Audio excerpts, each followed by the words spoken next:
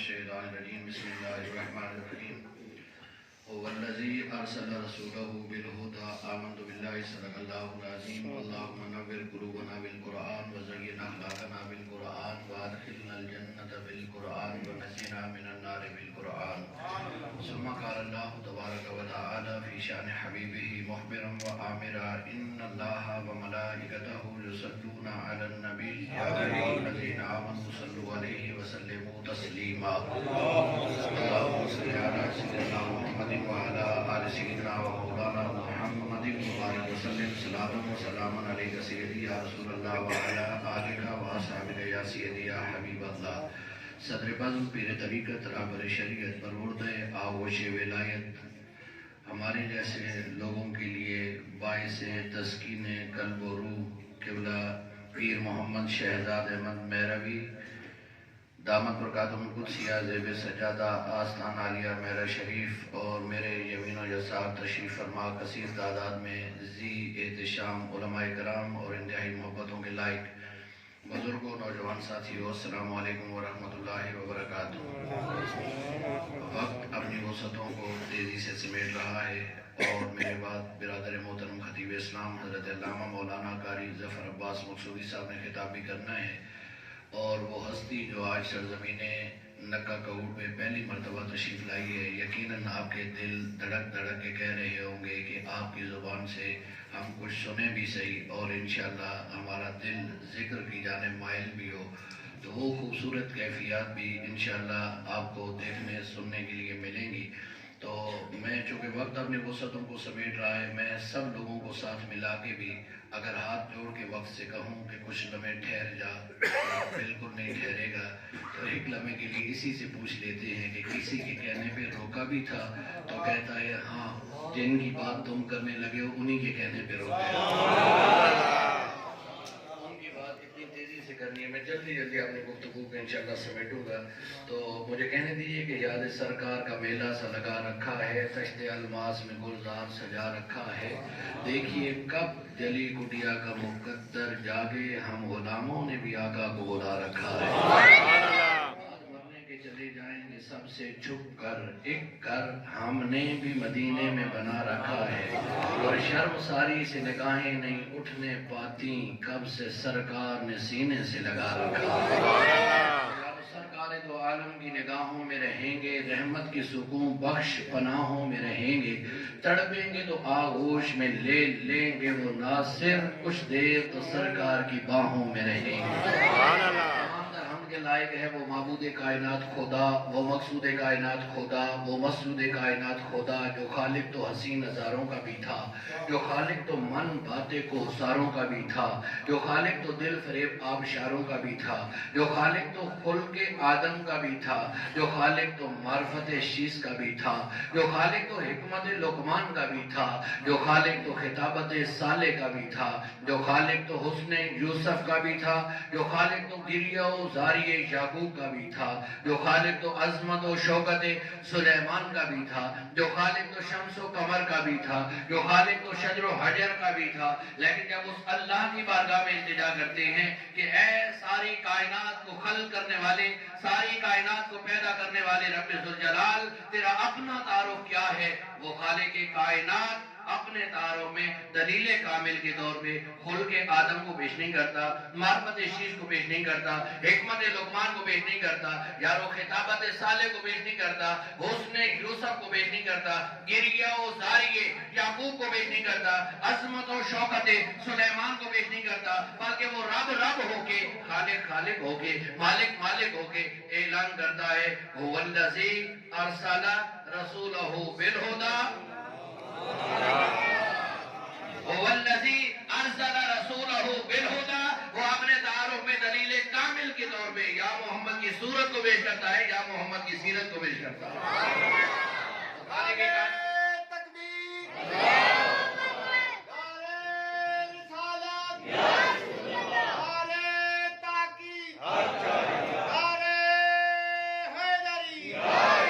تھوڑا سا مزاج بدلیں گے تو انشاءاللہ کیفیات جو شخصیات تشریف فرما ہے انشاءاللہ ان کی برکتوں سے ہی انشاءاللہ ہمارے تاریخ دل جو ہے وہ ذکر اللہ سے منور ہوتے جائیں گے.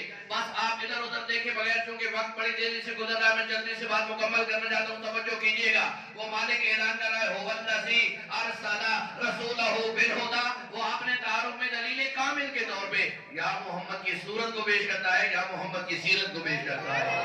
وہ خالق کائنات اپنے تعارف میں دلیل کامل کے طور پہ یا وہ پوری کائنات کو پیش نہیں کرتا، بلکہ محمد عربی کی ذات کو پیش کرتا ہے.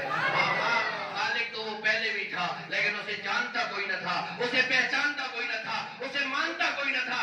ارے خالق تو وہ تھا، لیکن اس کی محبتوں میں گم ہو کے گھر بار لوٹانے والا صدیق اکبر کوئی نہ تھا. خالق تو وہ تھا، لیکن اس کی محبتوں میں گم ہو کے اپنی جانوں کا نذرانہ پیش کرنے والے صحابہ کوئی نہ تھے.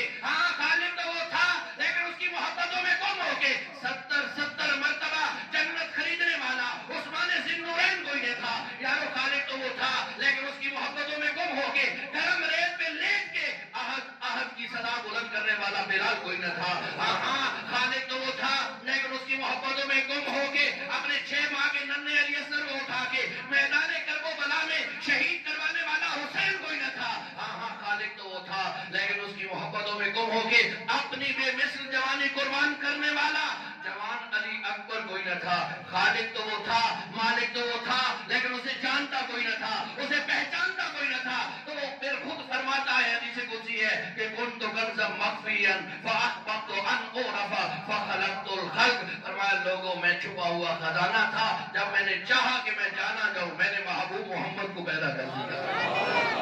نعرہ تکبیر، نعرہ رسالت، نعرہ رسالت، نعرہ تحقیق، نعرہ حیدری. اس محبوب کو بھیجا ہے جن کی محبتوں میں گم ہو کے ہم یہی کہتے ہیں نا کہ کرم بن کے سونا جایا، کرم بن کے سونا غریباں دا دل مسکرایا نہ ہوندا، سانو گناہاں دی دھوپ ساڑ دیندی جے سر تے محمد دا سایہ نہ ہوندا. بابا قرآن حکیم کی یہی آیے مبارکہ جب ایک نوجوان اس ہستی کی بارگاہ میں لے کے گیا جن پہ علمیت بھی ناز کرتی ہے، جن پہ شریعت بھی ناز کرتی ہے، جن پہ طریقت بھی ناز کرتی ہے.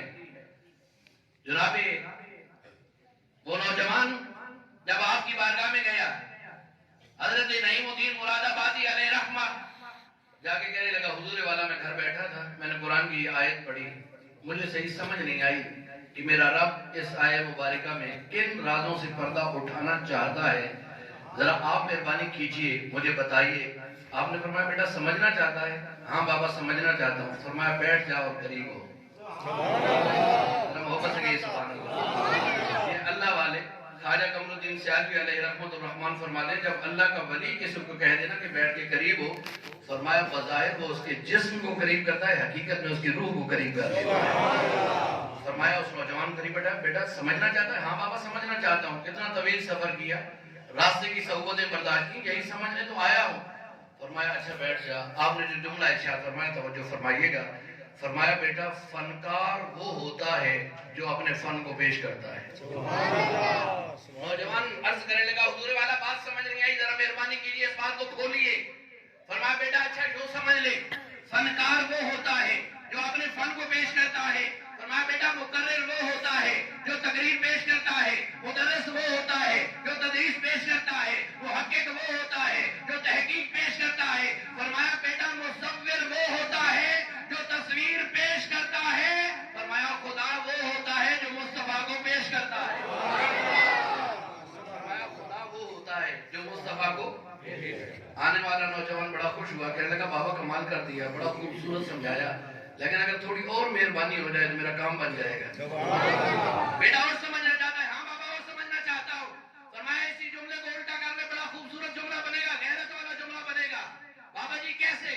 فرمایا بیٹا اسے فنکار کوئی نہیں کہتا جو اپنے فن کو پیش نہیں کرتا. بابا جی کیسے؟ فرمایا بیٹا اسے مقرر کوئی نہیں کہتا جو تقریر پیش نہیں کرتا، اسے مدرس کوئی نہیں کہتا جو تدریس پیش نہیں کرتا، اسے محقق کوئی نہیں کہتا جو تحقیق پیش نہیں کرتا، اسے مصور کوئی نہیں کہتا جو تصویر پیش نہیں کرتا. فرمایا بیٹا اسے خدا کوئی نہیں کہتا جو مصطفیٰ کو پیش نہیں کرتا.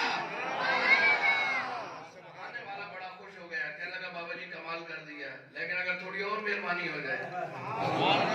जब कोई देने पे आया हुआ हो ना, अल्लाह का वली, और मौज में हो, तो फिर मांग लेना चाहिए। जरा वापस आने वाला कहने लगा बाबा थोड़ा और मेहरबानी हो जाए। तो बाबा जी ने जो तीसरा जुमला इरशाद फरमाया, जनाब सैयद नईमुद्दीन मुरादाबादी ने, जरा दिल के कानों से सुनिएगा। फरमाया बेटा, फनकार की लाख तारीफ करो, उसके फन की तारीफ न करो, फनकार खुश नहीं होता। मेरा जरा मोहब्बत से कह रही है। आप मुझे ये कह दें कि साबिर साहब आपने वास्का ठीक पहनी है, कपड़े ठीक पहने हैं, टोपी ठीक पहनी है, लेकिन जो तकरीर आपने की है ना वो हमारे ऊपर से गुजर गई, समझ कोई नहीं आई। तो मुझे बताइए, तबीयत खुश होगी, आप कपड़ों की बात न करें, आप टोपी की बात न करें, आप वास्कट की बात न करें, लेकिन आप इतना कह देना यार तूने जो दो जुमले कहे ना हुजूर की मोहब्बत में दिल में उतरे हैं, तो बात बन जाएगी। बाबा जी सैयद नईमुद्दीन मुरादाबादी फरमाने लगे, फरमाया बेटा फनकार की लाख तारीफ करो, उसके फन की तारीफ न करो, फनकार खुश नहीं होता। फरमाया खुदा की लाख तारीफ करो, मोहम्मद मुस्तफा की तारीफ न करो, खुदा खुश नहीं होता।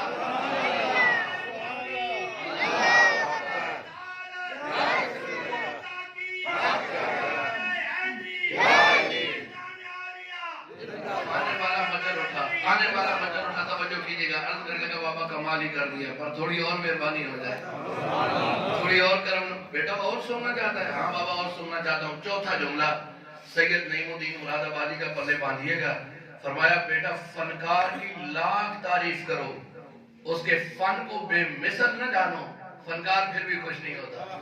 जरा मोहब्बत से कह लीजिए सुभान अल्लाह।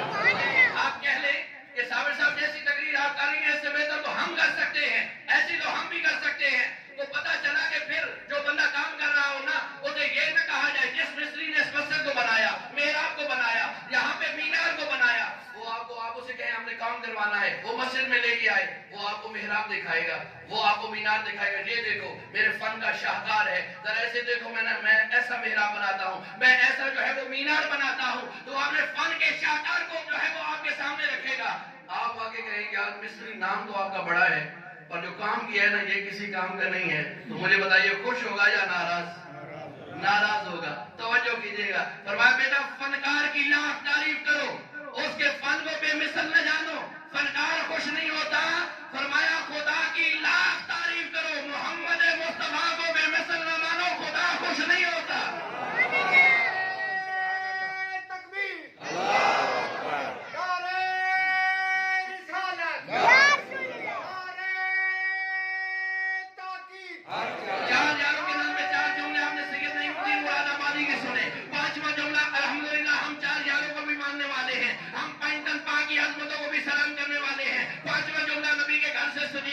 और उस हस्ती का जुमला सुनिएगा जिन्हें कभी तो मेरे नबी आयश कहे। एक लम्हे के लिए मेरे भाई अगर रुक जाए तो मैं बात मुकम्मल कर लूं। अल्लाह आपके रिज़्क़ में बरकत अता फरमाए। जब भी आपको खुशबू दे आप भी इन पे मोहब्बत नछावर किया करें। लेकिन मैं बात को समेटना चाहता हूँ। पांचवा जुमला नबी के घर से उस हस्ती का जिन्हें कभी तो मेरे आका आयश कह के पुकारे, जिन्हें कभी मेरे आका हुमैरा कह के पुकारे, और जिन्हें कभी मेरे मुस्तफा कहे आयशा इस गिलास से जहां से तूने पानी पिया है ना, मुझे भी बता, मैं मोहम्मद वहीं से पीना चाहता हूँ।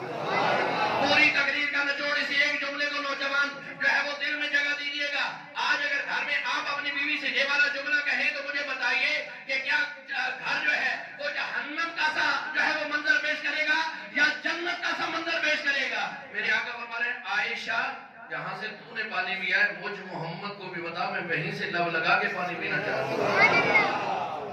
तो बीवियों को कहते हैं ना हमने घर वाली को पाँव की नोक पे रखा हुआ है, जरूरत है उसकी बात कर सके। आओ नबी की सीरत ये है। मेरे आका फरमा रहे हैं आयशा जहां से तू पानी पीती है मुझ मोहम्मद को बता, मैं वहीं से पानी पीना चाहता हूँ। दोस्तान गिरामी कदर वो आयशा जिन्हें करीम आका कभी आयश कहे कभी हुमैरा कहे। आपकी बारगाह में मेरे नबी का एक सहाबी आया, आके अपने करीम आका की सीरत के बारे में कुछ सवाल किया। मैं जुमलों की सूरत में धीमे धीमे कहना चाहता हूँ, लेकिन मेरा दिल कहता है कि आप बुलंद आवाज से सुभान अल्लाह कहें, ताकि इस मस्जिद में दरो दीवार भी गवाह हो जाए कि ये नबी अलैहिस्सलाम के जिक्र में आने वाले किस कदर खुश बैठे हैं। जरा मोहब्बत से सुभान अल्लाह। आने वाले ने कोई अर्ज किया, अम्मी मुझे बताइए मेरे नबी का उठना कैसा, मेरे नबी का बैठना कैसा? मैं रुक जाऊंगा अगर आपने सुभान अल्लाह न कही। जो गर्दन की वर्जिश है ना घर में जाकर कर लीजिएगा, जरा जुबान को हरकत दीजिए, मोहब्बत से कहिए सुभान अल्लाह। मेरे नबी का उठना कैसा, मेरे नबी का बैठना कैसा, मेरे नबी का खाना कैसा?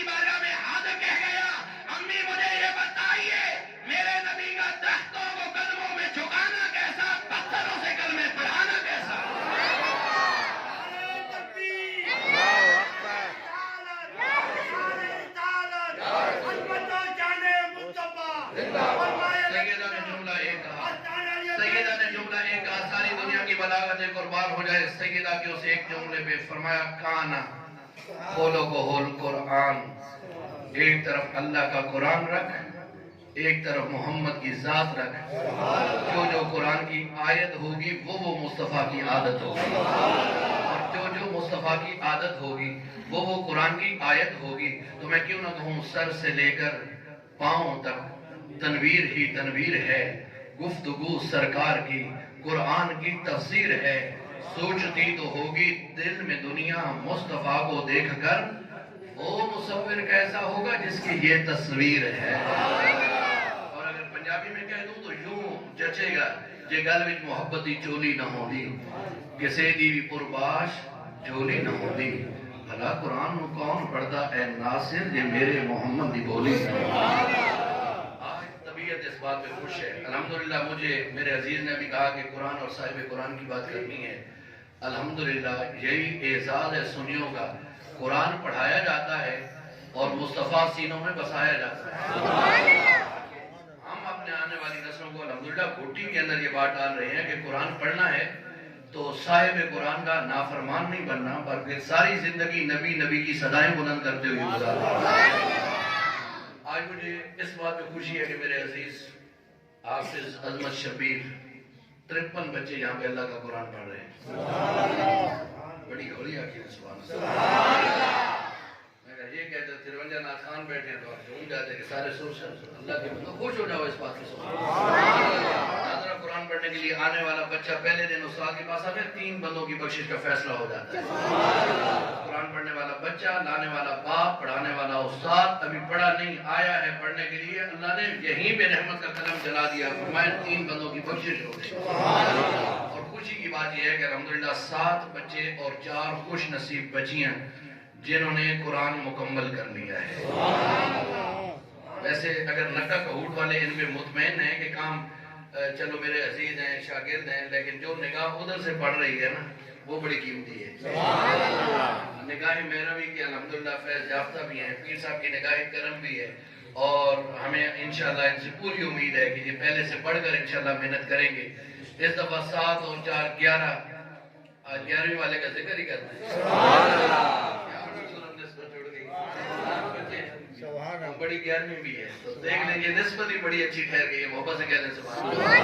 11 بچوں اور بچیوں نے الحمدللہ قرآن مکمل کیا ہے، آج ان کی حوصلہ افزائی بھی کی جائے گی، اور یہ منظر آج بھی بڑا خوبصورت ہے، انشاءاللہ قیامت والے دن بھی بڑا خوبصورت ہوگا۔